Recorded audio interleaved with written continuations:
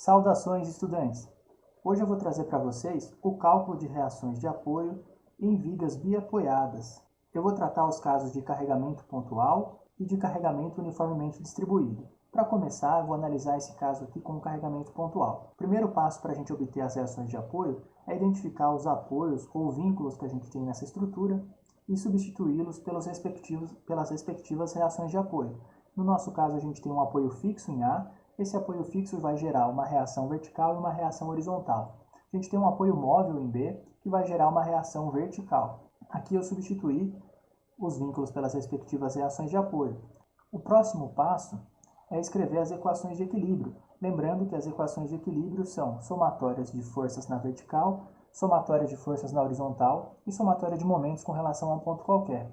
Para uma viga biapoiada, é interessante a gente sempre começar pela somatória de momentos com relação a um dos apoios. No caso aqui eu vou escrever a somatória de momentos com relação ao ponto A. E é sempre importante que você deixe bem claro qual é o sentido que você vai adotar como positivo. Então, no caso, para a somatória de momentos, eu adoto que o sentido positivo é o que gira a estrutura no sentido anti-horário. Então, a somatória de momentos com relação ao ponto A tem que dar zero. Vamos escrever aqui a somatória de momentos com relação ao ponto A. A gente vai ter o momento por conta do carregamento pontual. Para obtê-lo, basta multiplicar o valor do carregamento pela distância dele até o ponto. Essa distância você tem que medir na direção perpendicular à direção da força. Ou seja, se a força está na vertical, você mede a distância na horizontal. Depois a gente tem o momento por conta da reação de apoio. Novamente, basta você multiplicar o valor da força pela respectiva distância. Isso tem que ser igual a zero. Resolvendo essa equação, a gente encontra o valor de VB igual a 2. Agora a gente pode passar para a somatória de forças na vertical. Eu vou adotar que para cima é positivo. A gente vai ter VA menos 5, que é o carregamento pontual, mais VB, que a gente já sabe que vale 2. Tem que ser igual a zero. Dessa equação, a gente obtém o valor de VA igual a 3 kN. Por último, vou escrever a somatória de forças na horizontal. Vou adotar que para a direita é positivo. A única força que a gente tem na horizontal é HA, portanto ela tem que ser zero. Aqui eu vou chamar a atenção de vocês que a obtenção desses valores positivos para as reações de apoio indica que os sentidos que eu coloquei aqui para as reações de apoio estão corretos. Quando a gente obtém um valor negativo, significa que você adotou o sentido contrário ao sentido real da reação de apoio, tá bom? Ou seja, na hora que você vai colocar as reações de apoio, não tem problema você colocar no sentido errado. Isso simplesmente vai fazer com que você obtenha um valor negativo nas respostas e aí você já sabe que a reação de apoio na verdade está no outro sentido. Aqui então eu coloquei o desenho para a gente com as reações de apoio com os respectivos valores. Como a reação horizontal era nula, eu nem representei ela, tá bom? Passando para o próximo caso.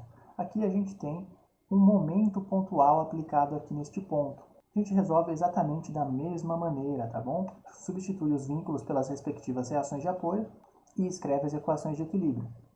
Começando pela somatória de momentos no ponto A, a gente vai ter 2, que é o valor do próprio momento aqui aplicado, mais o momento por conta da reação de apoio VB, da onde a gente obtém que o valor de VB é igual a menos 0,4 kN. Esse valor negativo indica então para a gente que VB na verdade está para baixo. Agora a gente pode escrever a somatória de forças na vertical. Novamente, vou considerar que para cima é positivo. A gente vai ter VA mais VB, lembrando que a gente já sabe que VB vale menos 0,4 igual a zero. Então, VA vale 0,4 kN.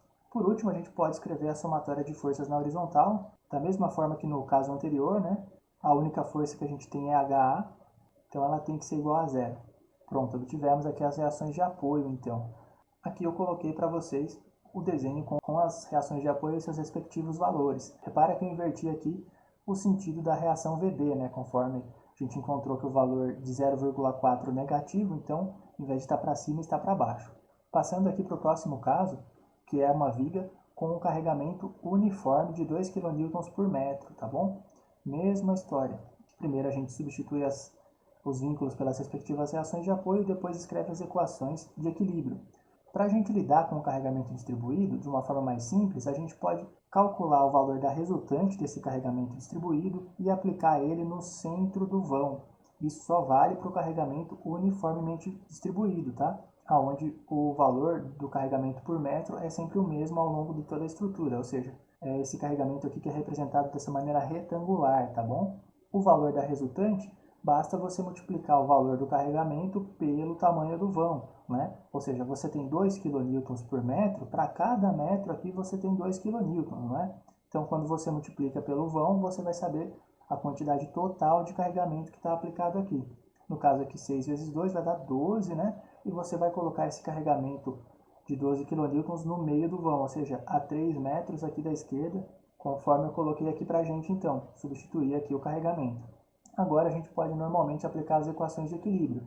Novamente, começando pela somatória de momentos no ponto A, a gente vai ter menos 12 vezes 3, que é por conta desse carregamento equivalente ao nosso carregamento distribuído, mais VB vezes 6, igual a zero. Então, daqui a gente obtém que o valor de VB é igual a 6 kN. Passando a somatória de forças na vertical, a gente vai ter VA menos 12 mais VB, que a gente já sabe que vale 6, igual a zero. Da onde a gente obtém o valor de VA igual a 6 kN. Por último, novamente, a somatória de forças na horizontal. Como a gente só tem HA tem que ser igual a zero. Passando para o próximo caso, que novamente a gente tem um carregamento uniformemente distribuído, mas agora ele não está aplicado ao longo de toda a viga. A gente vai proceder da mesma maneira. Bom, primeira coisa, né, substituir os vínculos pelas respectivas reações de apoio, conforme eu coloquei aqui. Segunda coisa, vamos substituir esse carregamento uniformemente distribuído por um carregamento pontual equivalente.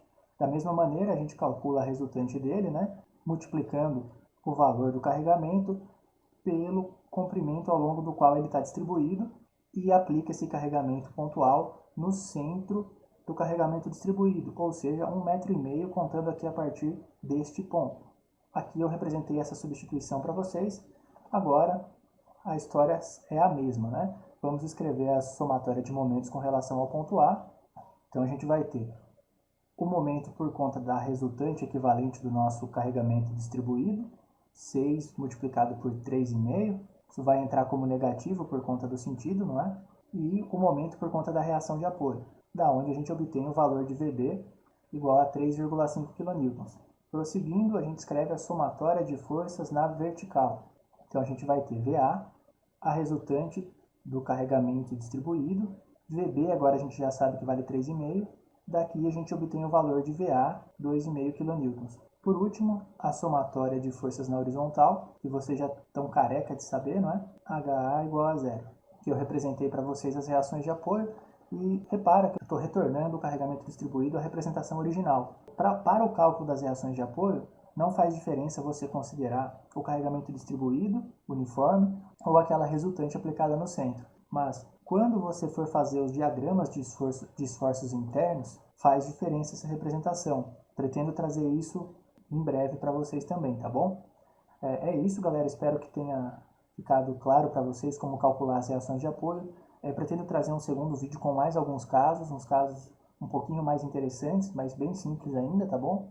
E é isso, galera. Bom estudo para vocês.